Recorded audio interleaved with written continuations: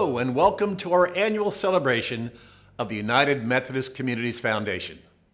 This year's very timely theme is a celebration of innovation.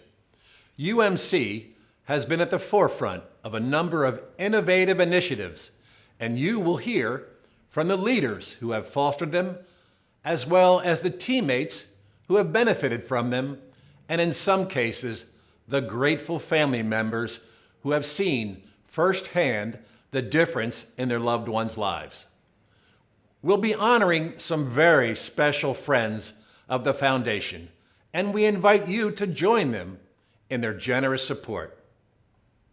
Hi, I'm Gary Engelstad, the Director of Transformational Giving at the UMC Foundation, and I'm proud to be your host tonight. We start our program as we start all of our gatherings, in prayer. We are very grateful to have a resident of our Collingswood community, Father Fred Link, to lead us in prayer.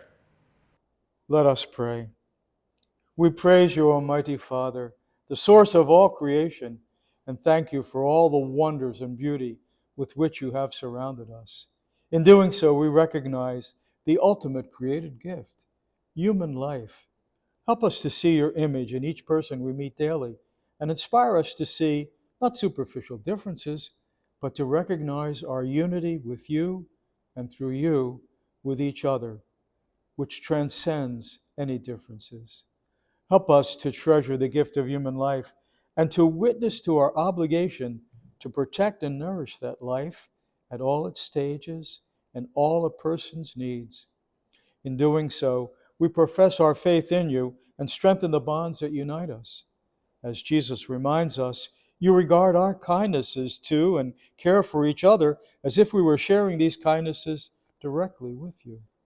Lord, a morally healthy society is based on love and respect for you, each other, and all creation.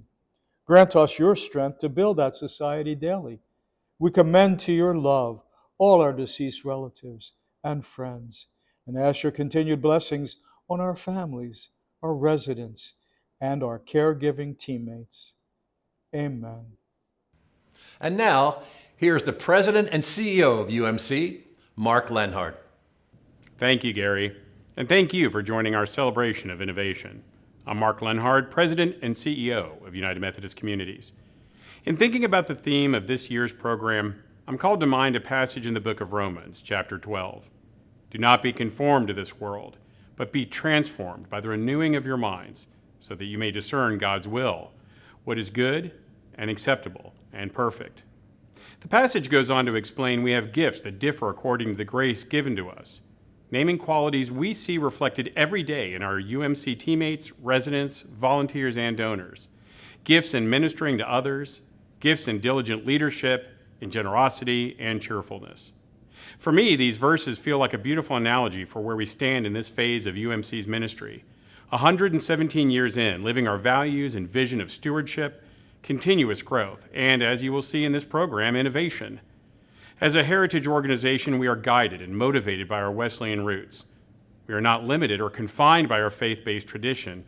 Instead, it serves as fertile ground as we plant the seeds of advancement, nurturing curiosity and a commitment to improve for the benefit of all we serve and with whom we serve. In the context of senior living, innovation is not just technology and artificial intelligence. We certainly embrace these tools and leverage them to improve the quality of care and experience we offer our residents and clients. But ultimately, innovation is how an organization improves upon what it does and how it continually develops its resources. At UMC, our most valuable resources are our human resources.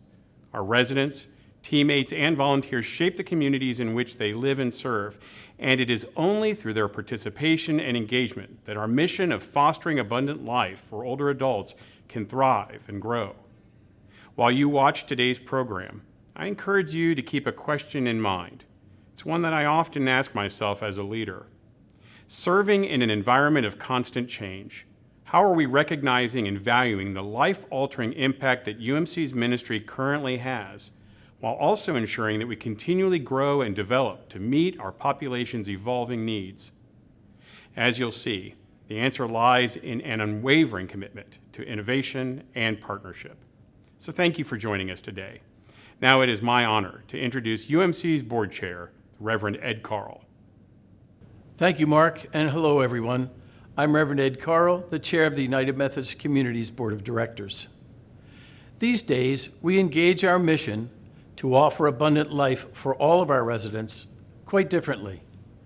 Most of our conversations in the past 2 years have centered on innovation in one way or another, the creation of a new way of doing what we do.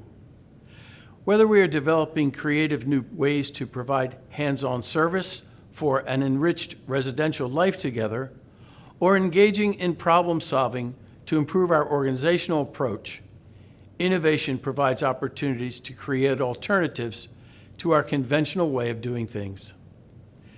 UMC now has a new Vice President of Innovation, Travis Gleinig, who is engaged in applying newly developed safety measures for residential life, reshaping the ways we share information with one another, and exploring the latest breakthroughs in applying artificial intelligence to enrich and improve not only how we serve one another, but also how we may better collaborate with one another in order to improve effectiveness. We are innovating by adding to the diversity of gifted teammates, board of directors, and foundation board who are changing the chemistry of decision-making, making for a better outcome. In the last year, we have moved our UMC offices to the Mission and Resource Center of the Greater New Jersey Annual Conference, sharing a state-of-the-art work environment while creating a mutually beneficial financial outcome. That's innovation. We have changed our foundation's model of generating financial resources in order to more effectively support residential care and enrich our financial legacy for the present and the future. We have changed much of our conversation from how will we survive in this fast-changing world of providing senior care to how will we thrive as one of the best senior living providers in the state of New Jersey and the tri-state area. Intentionally shifting the focus of our conversations has engendered innovation, helped us bring improvements to our existing mission, and opened the doors of our imagination to envision a more promising future for everyone in our care. 100 years ago, people were just learning how to drive automobiles. Over 50 years ago, landing on the moon defied most people's imagination. 40 years ago, if you asked most people if they had a computer, you would probably experience a blank stare and a snarky response like, "Why would I ever want one of those?" 30 years ago, very few people had cell phones. Now nearly all of us have smartphones, smart wristwatches, and Bluetooth hearing devices with amazing computing and communication capabilities. Artificial intelligence has existed since the 1950s, and 70 years later, it has opened up a generative new world. Thanks for joining us, and now I'll turn it over to Jim Roberts. Thanks so much, Ed. Hello, friends. I'm Jim Roberts, and I serve as the Vice President of the UMC Foundation.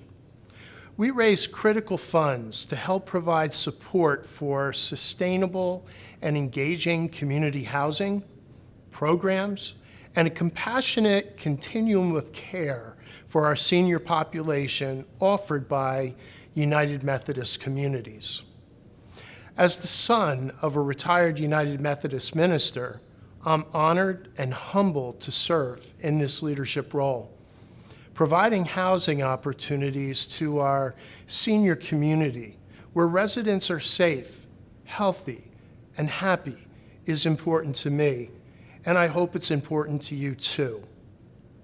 Next year represents the 40th anniversary of the UMC Foundation, and the coming year will represent one of great change for us. We're taking on the challenge of growing the foundation by adding new fundraising programs, providing new and unique opportunities to our generous donors that have not been made available before, and inspiring and building awareness through a new special events program, all with the singular goal of supporting UMC and its beautiful housing offerings and highest quality resident-directed care levels for our senior community. ensuring our residents and clients live an abundant life. If this sounds exciting to you, we want to hear from you. Please take a moment to make a gift to the UMC Foundation in any amount. Interested in volunteering? We'd love to have you join us. Give us a call today or send an email to the number or address on the screen. We encourage you to join us in providing an abundant life to the residents of our senior communities. I want to take a moment to thank our corporate partners of this program, particularly our presenting sponsor, Sweetwater Construction, and premier partners, Sodexo, Lockton, and Hawks & Company. In addition, we are grateful to the many companies and donors who are also supporting this show and the work of the UMC Foundation. We couldn't do it without you. Thank you for tuning in to our show, and thank you for your support. Now back to Gary. You heard Ed Carl, our board chair, reference Travis Gleinig, our Vice President for Innovation and Chief Information Officer. It's a real pleasure to have Travis as part of our leadership team. He is always thinking of new and more efficient ways for us to work smarter for the benefit of our residents and teammates. Here's Travis. Thanks, Gary. Yeah, that concept of innovation to me is about challenging the status quo within the organization and in the industry.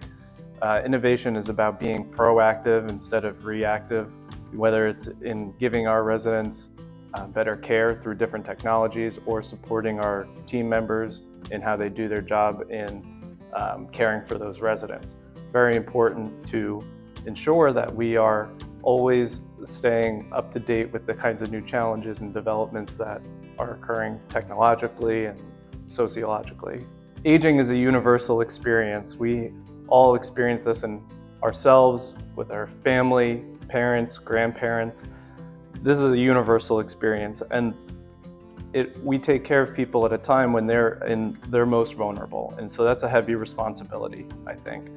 And every incremental kind of progress that we make, in whether it's in technology or the impact of that care, has exponential impacts on the people that we serve, their quality of life, and their longevity. So this is a really important priority for me particularly, and I think should be a major priority for society in general, since this is such a universal experience we all share. A nurse, for example, wants to spend time with residents. They want to deliver care. They don't want to sit in front of a computer typing notes. If we can give them the ability to spend more time with residents and less time having to spend time at a computer, we've enhanced the level of care we've been able to serve our residents and make our teammates who got into the business of caregiving to actually do that. Artificial intelligence is going to do great things for residents, like predictive analytics and personalized care plans, and the ability for them to be supported in their entire journey through our communities and their life. We intentionally are selecting and implementing these new systems and processes to best support our mission. And that, I think, is something that the families see when we have these conversations with them, and why they're so supportive of what we do. Yeah, we have great partners who are part of this, such as Safely You, which provides AI-powered cameras to help detect resident falls and allows our team to respond and react to those. It's been extremely supportive. They've been extremely supportive of what we're doing and us of that system, as well as with the families. And New Age, which is an incredible company that helps us with these innovative, next generation sort of technologies of artificial intelligence, robotic process automation, process optimization, and so on, which really gives us really great information and data for operating our organization. So I'm very thankful to them for everything that they've done for us in that partnership. Now let's hear from an important partner of UMC, Vipin Bharadwaj, the CEO of New Age, a leader in AI-driven solutions for aging services. It all boils down to the leadership and the management and their willingness to change. So what is really heartening is that the UMC leadership is very open to this idea of if change brings in efficiency, if change is better for our stakeholders, and the stakeholders are your residents, your back office, your caregivers, and the leadership themselves. So once they recognize the fact that these changes are for the betterment, it is putting us on a platform for making life easier for each stakeholder over the next 5 years, they have been very open. So openness to education, to learn, to change has been a very significant trait with UMC, and that has really been a most exciting feature of this relationship. So the mission of UMC Foundation's abundant life for seniors and give them a more enriching life resonates with New Age. And reason is, I think for any society, you will do good if you are compassionate. You take care of your elders, and I think UMC gives us a platform to accomplish that goal. So we feel very strongly about it, and we are thankful for UMC to allow this platform and participate in the foundations. The residents at our communities never cease to amaze. There are preconceptions about seniors and their supposed avoidance of innovation and technology. Not our residents. They embrace it. Yes, when I first came to the shores, this was the main thing for me because they were very concerned. Mom, are you eating, Mom? And I would take a picture of my breakfast and send it out. A few times they said, we're coming there too. No, I'm proud of myself that I'm able to do this, and I'm really in touch with my children, even though they're in Florida. I think the more you learn, it keeps your mind fresh, as far as I'm concerned. The more you can do to keep your mind busy is important at our age. I have all their games in here, from the Phillies and the Eagles and everything, and the Sixers, and then I can bring up their schedules and what time the game is on, what channel it's going to be on, which saves a lot of time. And with my vision being bad, I learned how to make it bigger on here. So if I want to recount, like this morning, I couldn't catch it on the review of the news, I can open this and click on last night's game. And I brought up Stormer's hits, home runs, and everything, and I could see them live again today. And it makes it so much easier. And this is so light to handle. It's great. It's one thing to hear about new technologies. It takes real purpose-driven leadership to put that technology to use in a way that benefits teammates, residents, and resident families.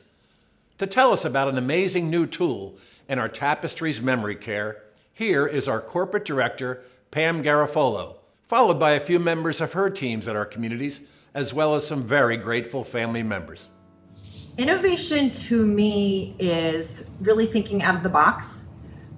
It's thinking about ways that we can approach a situation that we haven't before. It's about working smarter, not harder, which is one of my favorite sayings. So I think innovation is crucial to being effective and efficient in what we do in the services we provide.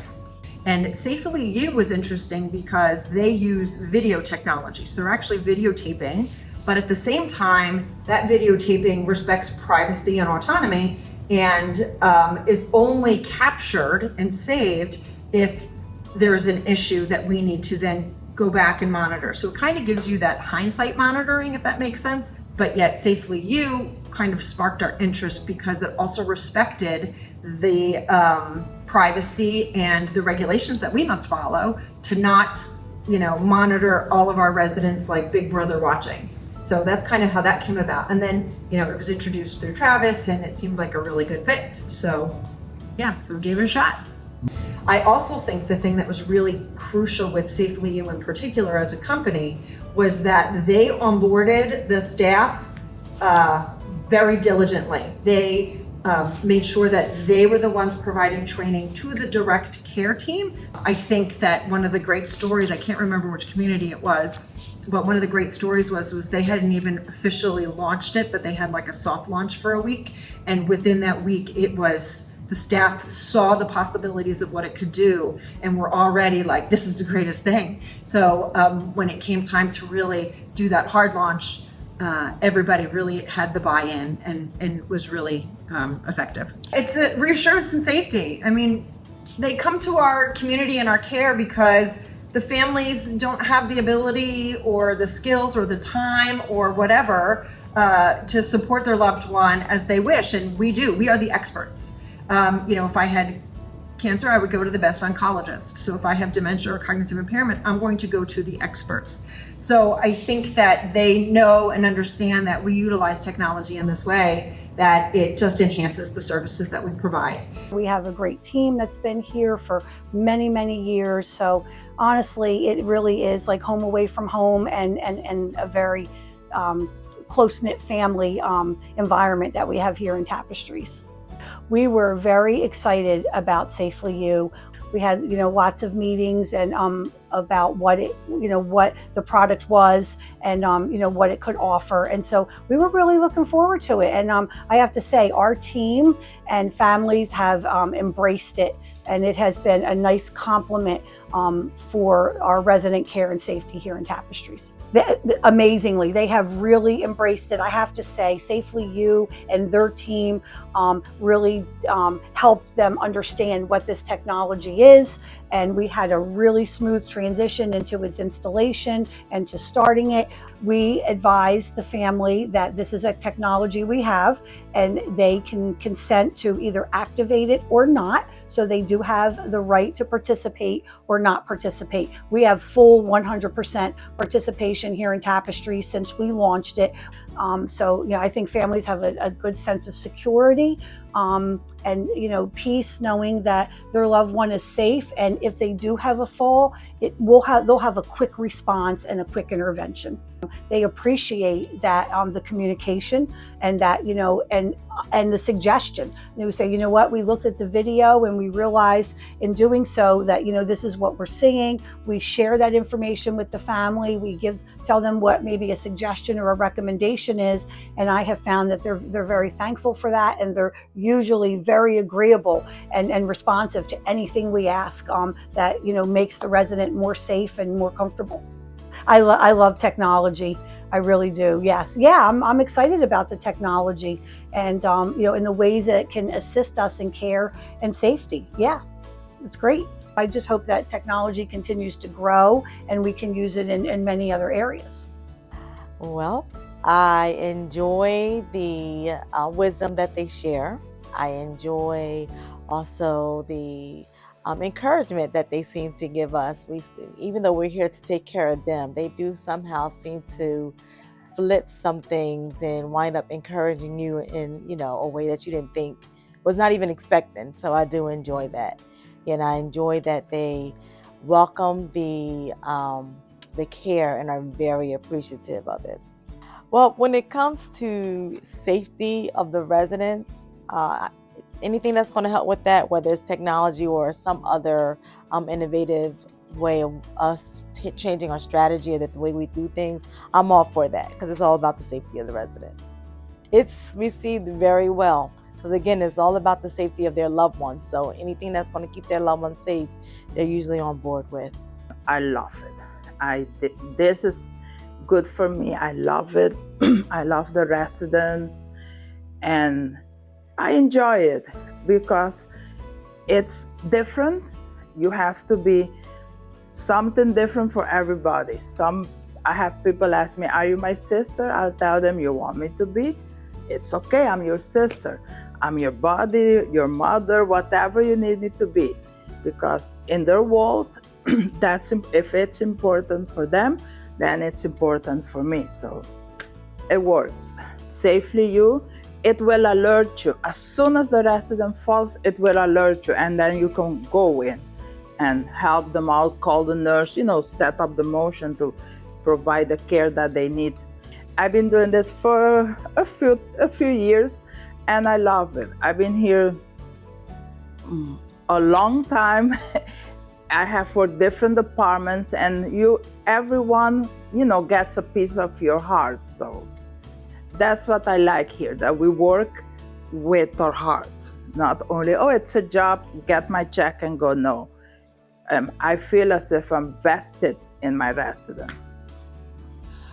Self-review is mostly to monitor the resident, not their privacy, but to monitor them when there is any fall in the room, and then that would the self-review company would call us that there is a fall in that room, and then we would go to the room immediately to check on the resident.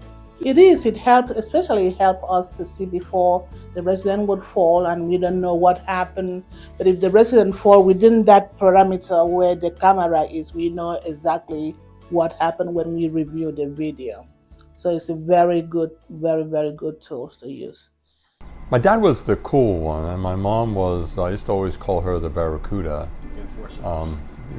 We had 5 kids in the family, and so, it took a lot to 4 boys, and so it took a lot to schedule us, stage us, get us ready, but we always had a good time.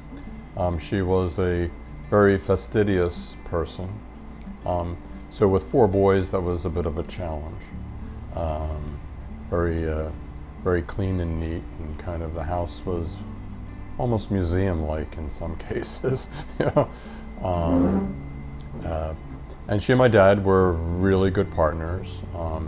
He died 7 years ago now, just the other day, and by partners, I think that they did things together all the time. They entertained together, and they complemented each other, and it's something that I don't see a lot of role models like that today. But I was very pleased with Collingswood. It was very clean.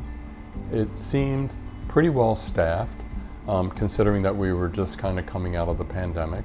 And my mom and my wife and I and Marilyn came for a visit and a tour and a luncheon.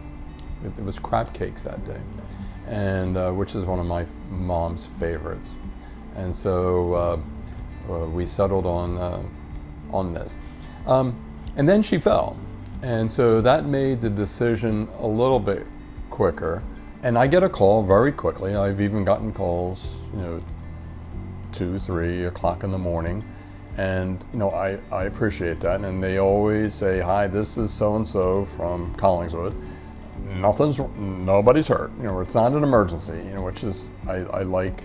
I'm a bottom line kind of guy, and so I like knowing what the bottom line is, and it's reassuring.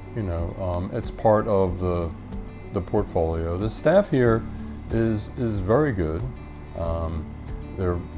They're very kind, considerate, thorough, and very compassionate, and that's the thing that I'm looking for. I wanted my mom treated with a lot of dignity and respect, and they're very proactive that way, and I truly appreciate that. And so I just look at this as another tool in the toolbox to help them out. So I'd like to tell you about Mindell. Mindell was a force to be reckoned with. She was born in 1927. She went through the Great Depression. She went through World War II, and she was a bit of a rebel. Her mother wanted her to stay in Wilkes-Barre, Pennsylvania, where she was born, and have a duplex and live on the other side of her mother. And she said, no, I'm going to college, which was totally forbidden in those days, and by her mother anyway. And she got a full ride to Temple University, moved to Philadelphia on her own, met my dad when he was getting out of the Air Force. So she was, I think, like a junior in college when he was a freshman. So my dad and my mom were the first I guess, wave of psychologists, because psychology really came out of the world wars. And in those days, you just got a degree in psychology. You weren't specialized. So my dad went into industrial psychology, business psychology, And my mom had the three of us, but then went back and got her master's. And so the two of them went into business together and started a consulting company, War Associates. And back in those days, it was so unusual for women to work, particularly to work in Center City, Philadelphia. But then she had a stroke. And when she had a stroke, there really was not enough help there that I thought was quality. And I had visited Collingswood. Actually, when we went out of lockdown, I visited here, and I was so impressed with the memory care unit. But at the same time, I thought, she's not quite ready. So when we moved her last February, she was ready. I was just, I can't tell you, because I'm not a person who's very gushy. I was overjoyed. The staff are incredibly loving. They're dedicated. There's a difference between a faith-based facility and a for-profit.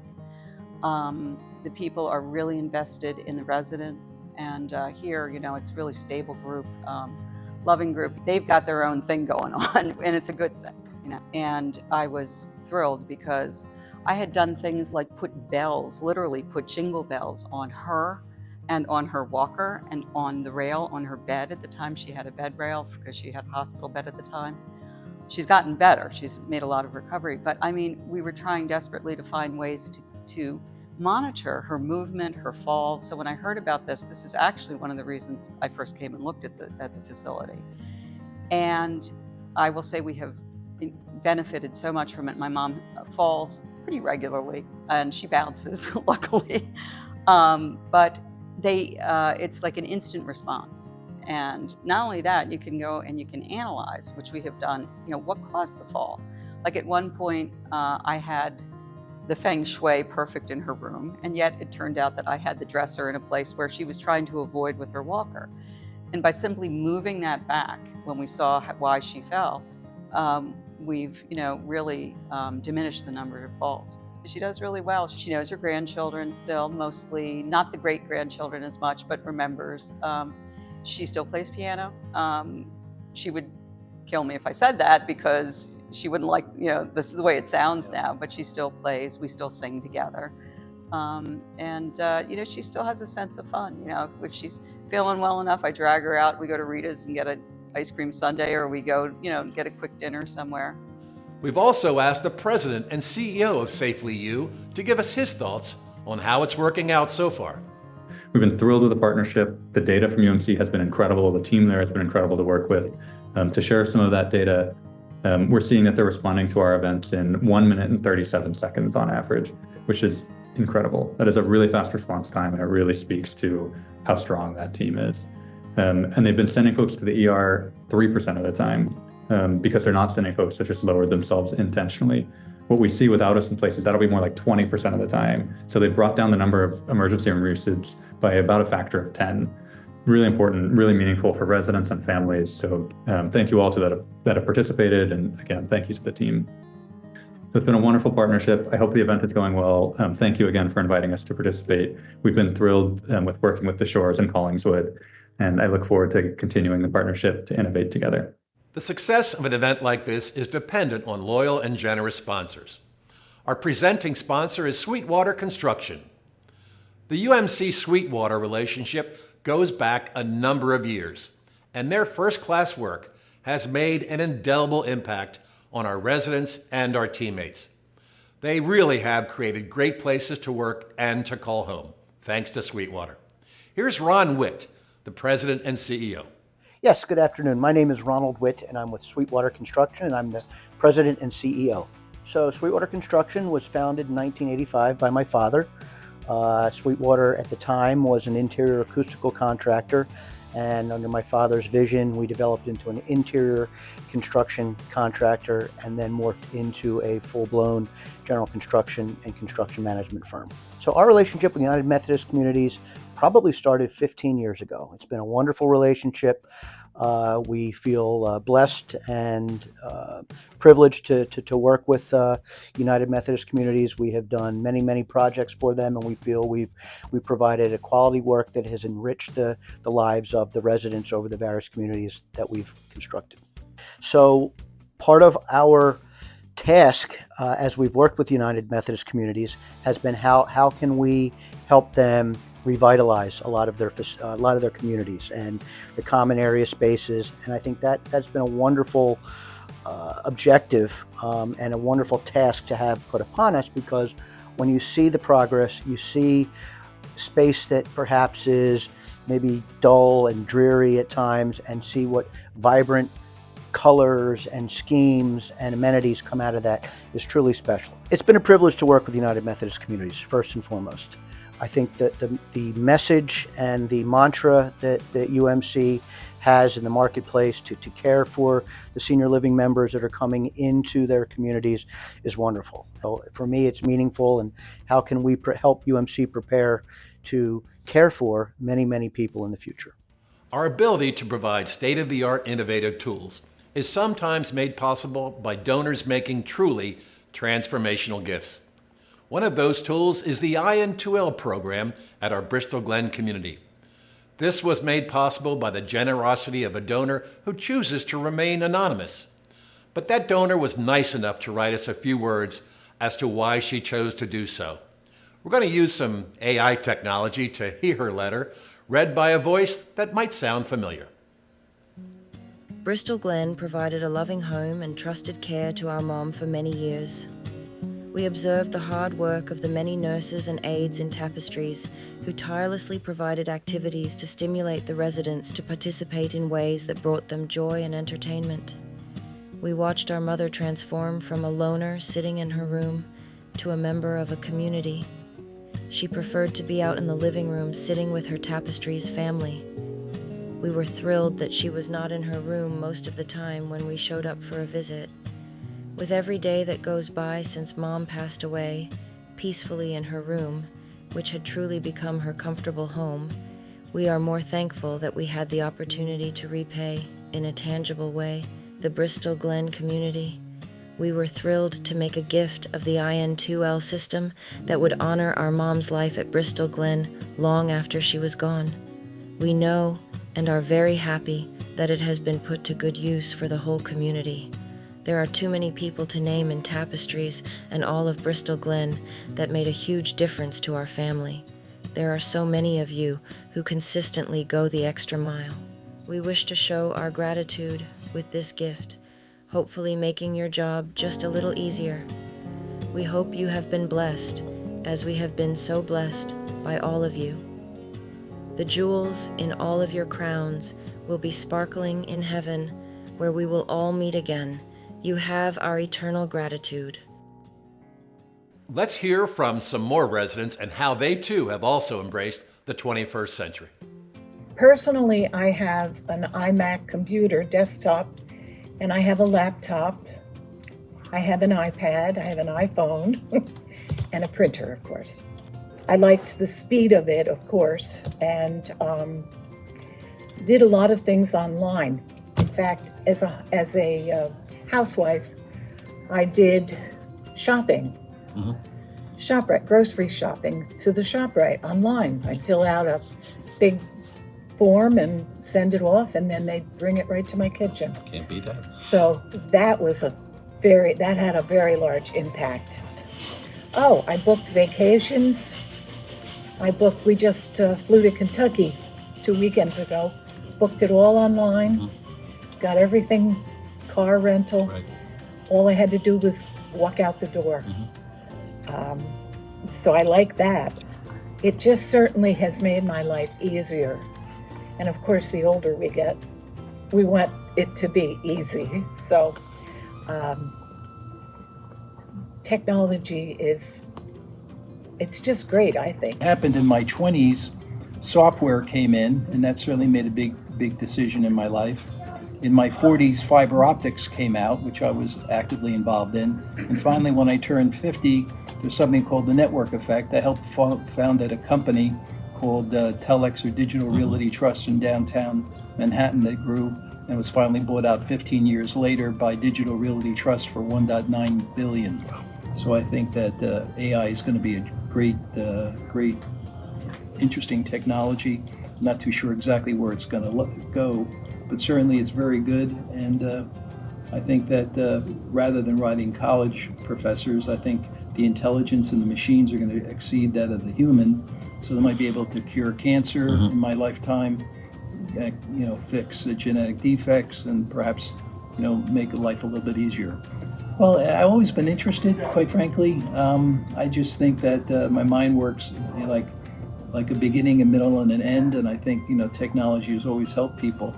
I mean, you and I both know we've gone through fire, agriculture, wheels, printing, railroads, telegraph, steam-driven factories, electricity, computers, internet, quantum computing, which I don't understand.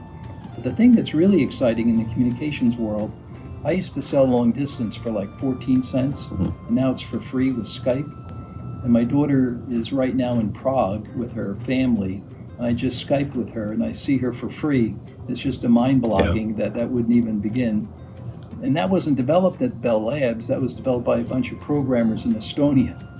It's just amazing where technology goes. And I'm just thinking to myself, the future is wide open. Now let's take some time to acknowledge our very generous sponsors. As of today, we are at $93,000 raised. Can you help us get to $100,000 by joining them?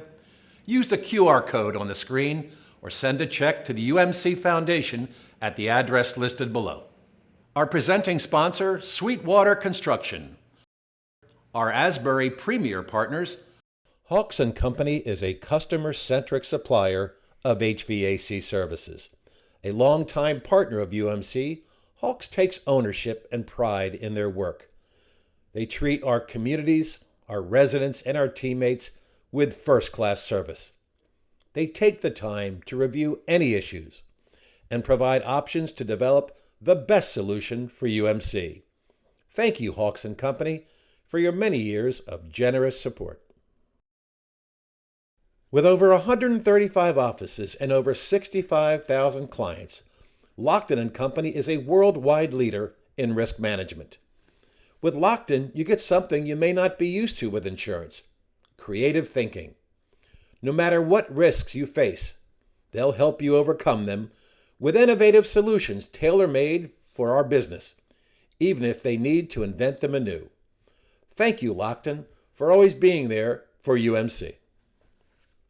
Sodexo is a true partner with UMC, providing dining services at our 4 full-service communities. The Sodexo team is an integral part of what makes our communities so special. They are constantly listening to our residents, and they are continually utilizing innovative methods to provide a first-rate dining experience.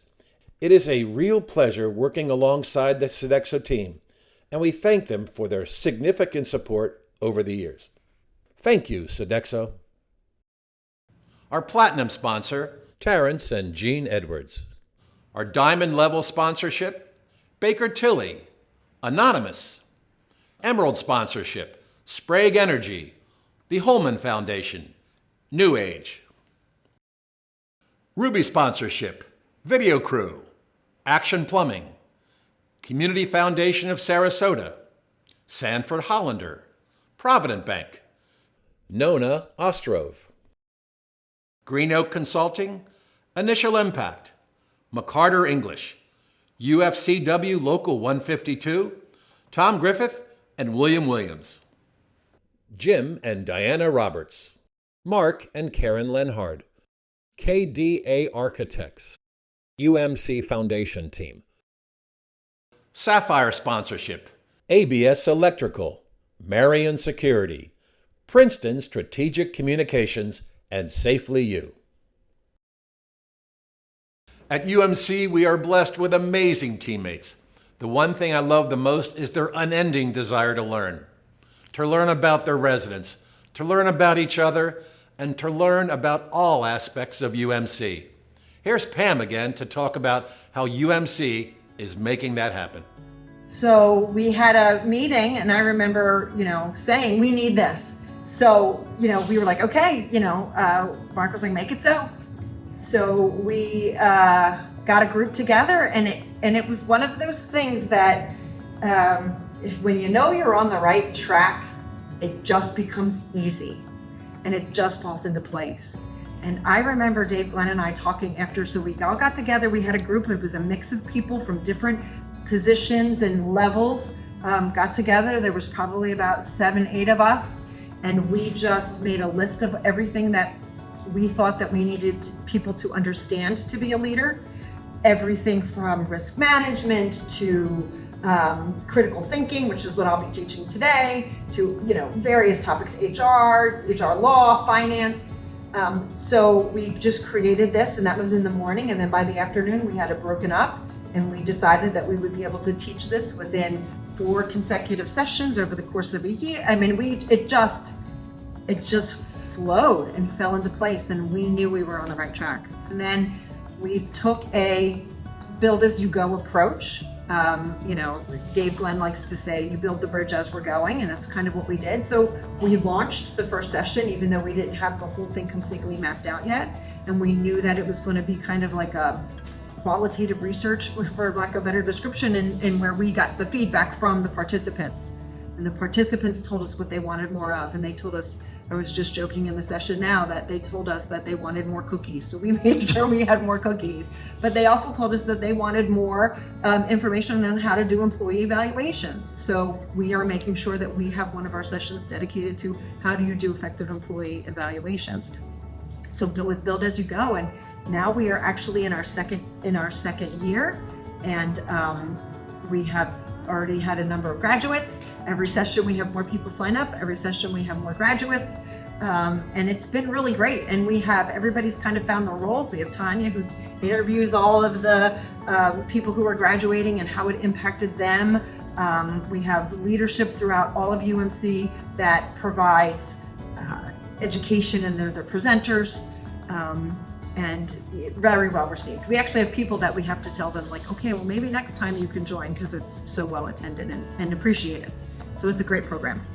I think it shows that we are investing in, it's not just top leadership that has had the opportunity to come to the university. We've just now gotten through our management team, and we've started sending some frontline folks as well. So it shows them that it's not all about C-suite and management, that we do want to invest in them, being able to cultivate, grow them from within, and give them the opportunities to potentially have management or leadership positions as well. So it shows that UMC as a company is innovative in that, again, we're going to cultivate and grow our own and not just try to depend on folks from the outside to fill positions, whether it's frontline level or management or leadership. I think it speaks profoundly to the fact that it's not just words that they say, that they care not only for our residents, but also for our teammates to invest the time, the money, and the resources, and the leadership's time in bringing the presentations and putting these days together and bringing us all here to be able to interact with one another and people we wouldn't normally interact with, to learn from one another, and to grow in our own skills and abilities, which benefits ourselves personally, but then ultimately, of course, then will benefit our community. So I think it's a blessing that we're able to do this and be a part of it. Mark have been a part of UMC University from day one.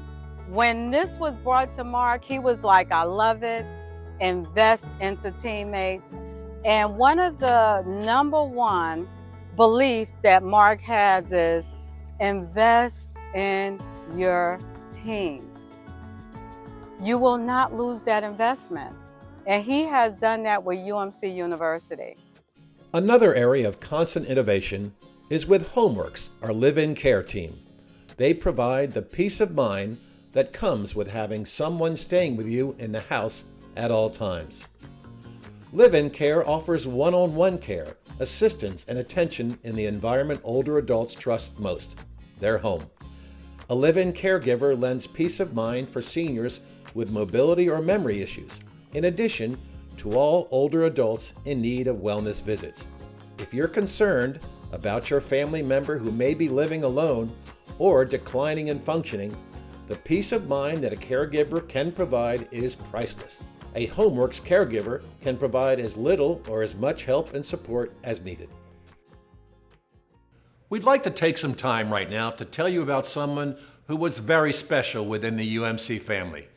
She is so special that we are dedicating our presentation tonight in her memory. And that special person is Barbara Harris. Barbara Harris came from a family of highly industrious, faith-driven, and philanthropic parents. Her father's family started the Harris Structural Steel Company. The company's handiwork impacted many of the structures in New York City and most of the bridges on the Hudson River, including the Brooklyn Tower for the Verrazano Bridge.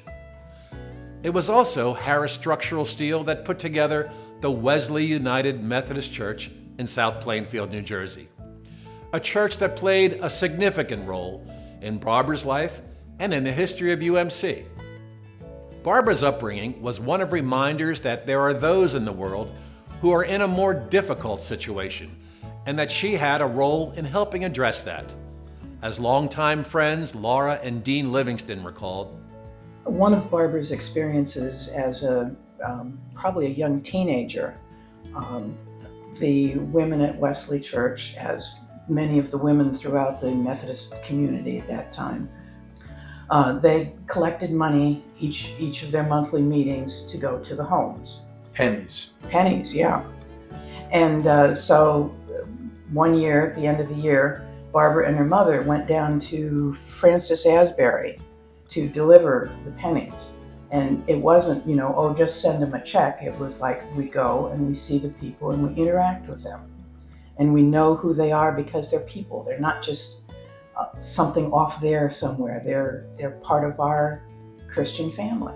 Barbara could have stayed in the family business, but she decided to make a mark of her own. She attended Wells College, a woman's college located in the Finger Lakes region of upstate New York, and graduated with a degree in biology. Following graduation, Barbara worked for Ortho Pharmaceuticals, where one of her responsibilities was teaching nurses across the country how to talk to women about women's health issues. All this time, Barbara's devotion to her Methodist faith continued to grow. In her mid-20s, Barbara was in the adult choir, as well as an advisor to the youth group. I'll let Laura and Dean take it from here. When she was in her probably mid-20s, Barbara was advisor to the youth group at church. And they were at church and they were trying to have a discussion on some Christian principle or something or other. And the kids just weren't into it. They just didn't want to talk about it. They were teenagers. And so Barbara said, okay, we're going to change our location. And they got in their cars and drove, probably not more than half a dozen blocks to the local tavern. Now, they did not sit at the bar. They had a table of their own off to the side, and they had a wonderful discussion. And Barbara, had to do a little dancing when she got back in front of some of the officials at the church. But it was good for the kids. She knew how to bring out their, how to make them feel free to speak and to think about religion. Now that is innovation. Barbara's burgeoning career came to a halt when she realized that the health of both her parents took a turn for the worse. Barbara put aside her career dreams and put all of her focus on that which was most important in her life, caring for them for over 20 years. Barbara's new vocation was her faith, her church, and the New Jersey Methodist Conference. Her devotion, intelligence, and can-do spirit placed her in increasingly important roles leading to her involvement with the United Methodist Homes. Barbara was a driving force in the establishment of a continuing care retirement community in Newton, New Jersey that became known as Bristol Glen. That's her front and center cutting the ribbon. For the later part of her life, Barbara continued to be busy with her church and with us. Barbara served on our board for 18 years, and her impact was significant. Barbara eventually moved to her beloved Bristol Glen, where she spent the rest of her life. She was loved by her fellow residents and those who had the privilege of caring for her. Barbara joined her loving parents in heaven last June, and in her legacy planning, she left the United Methodist Communities Foundation with a sizable and truly transformative gift. we dedicate our show tonight in Barbara's memory, for she was truly, in the words of John Wesley, someone who did all the good she could, by all the means she could, in all the ways she could, in all the places she could, at all the times she could, and to all the people she could. We want to thank you for tuning in and hope you've enjoyed our program. Hold on. I'm being told by our studio team that we've gotten a note from a viewer. It reads, "Gary, I'm amazed at all the things that UMC is doing. Can you help our organization do the same?" It just so happens we can. Take it away, Travis. BEAM is our division for consulting for other organizations in the industry, where we can take our expertise in technology, leadership, and other areas to help lift up other organizations. Even if they're competitors or whoever, that's really not important. It's about the mission at the end of the day is bringing this entire industry up. A rising tide lifts all boats. And there's a significant lack of this kind of leadership in senior living, and we're really hoping to change that. If you have comments, questions, or any feedback about our program, we'd love to hear from you. Please email us at foundation@umcommunities.org or call 732-236-9884. Thank you, and God bless our residents, our teammates, and the entire UMC family. Have a good night.